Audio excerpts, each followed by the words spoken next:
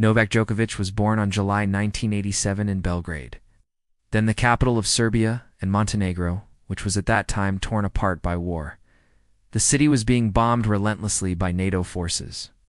His father, Sir Dan, worked as a sports journalist, and his mother, Dejana, was a physician. They had little money, but what they lacked in finances, they made up for in love and support for their son. When the bombs started falling outside their apartment window, Djokovic would hide under the bed with his teddy bear until it was over. And when he heard artillery fire, he would ask his father if it was safe to come out yet. "This is not normal," his father would tell him, "but this is our new reality." But even in the darkest of times, his parents always made sure to bring a smile to his face. Once the bombing stopped, they would take him out to the park to play tennis. There, he fell in love with the sport and begged his parents to buy him a racket. "I want to be like them," he told them after watching a group of older kids playing a match.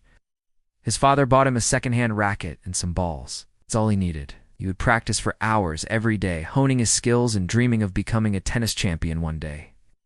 At the age of 4, he began taking lessons from a local coach, and by the time he turned 6, he was already showing signs of brilliance.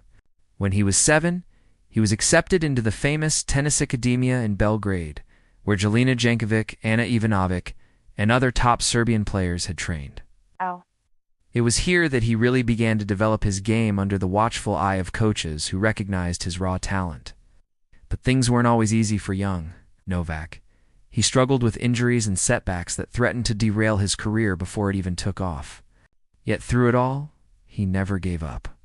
He pushed himself harder than anyone else, training tirelessly and making sacrifices so that he could one day make his parents proud. As he grew older, his dedication to tennis only intensified. Despite facing financial hardship, he refused to let his circumstances define him. Instead, he channeled his determination and anger into his game, using it as fuel to propel himself forward. At the age of 16, he became the youngest player ever to be ranked No. 1 in Serbia. Soon enough, he was ready to take on the world stage. But even as he began to make a name for himself in the international tennis circuit, he never forgot where he came from. He used his platform to help others, setting up foundations to support underprivileged children and promoting peace around the world. Then came the rivalry with two of the greatest players of all time, Roger Federer and Rafael Nadal. Initially, Djokovic struggled against these titans of tennis. He lost his first 5 meetings with Federer and his first 6 meetings with Nadal. However, something changed within him after losing the 2009 Australian Open final to Federer. A sense of urgency and purpose surged through him. Determined to succeed, he began working even harder, analyzing his opponents and fine-tuning his game. Finally, his hard work paid off. In 2010, he defeated both Federer and Nadal in 3 sets each, winning 3 of his 4 encounters with them that year. This marked a turning point in his career. He had transformed from a promising young player into a bona fide superstar. In 2011, Djokovic won 3 of the 4 Grand Slams, cementing his status as a top player in the world. By 2012, he was the world No. 1 and had overtaken Federer with 199 weeks at the top. Now, it was Nadal who was chasing Djokovic. Yet somehow, Djokovic managed to keep winning.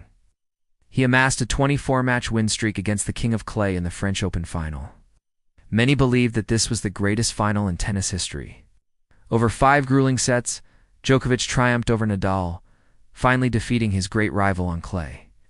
It was a stunning upset that shocked the world of tennis. But for Djokovic, it was just another step in his journey to greatness.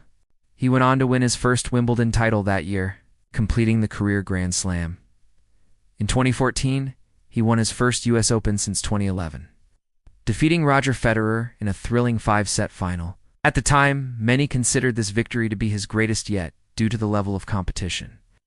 After losing to Stan Wawrinka in the 2014 Australian Open final, Djokovic returned to Melbourne Park in 2015 and won his 6th Australian Open title and 2nd calendar year Grand Slam. Along the way, he broke the record for most consecutive wins at majors by winning his 29th straight match at Grand Slams. He also became the first player in the Open era to reach 10,000 wins in 2018. However, despite all his success, Djokovic was not without his critics. Many accused him of lacking the emotional range and charisma of his rivals. They said that he was cold, calculating, and robotic. But those who knew him best knew that this was far from the truth. Beneath his stoic exterior beats the heart of a warrior. Throughout his career, he has shown an incredible ability to remain calm and focused under pressure. Time and again, he has demonstrated this mental strength. When the going gets tough, he simply rises to the occasion. He may not wear his heart on his sleeve, but when he steps onto the court, there is nothing fake about his determination to win. Djokovic's ability to bounce back from adversity is nothing short of remarkable. He has a knack for turning things around when they seem to be going against him. Just think about the 2012 French Open final against Rafael Nadal. Despite losing the first 4 games of the match and appearing to be out of sorts, Djokovic managed to turn the tables and win in 5 sets. It was a performance that left everyone in awe. But this isn't just a one-off example. It's a pattern that has emerged throughout Djokovic's career. Time and time again, he has shown an uncanny ability to transform defeat into victory. Whether it's coming from behind in a set or winning a match that seems to be slipping away, Djokovic has an almost supernatural knack for turning the tide in his favor.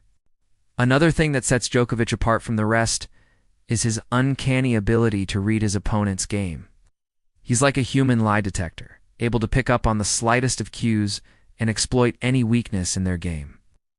This makes him incredibly difficult to play against because he always seems to know what his opponent is going to do next. It's as if he has a sixth sense for the game. But perhaps the most impressive thing about Djokovic is his longevity. Despite being in his late 30s, he's still going strong.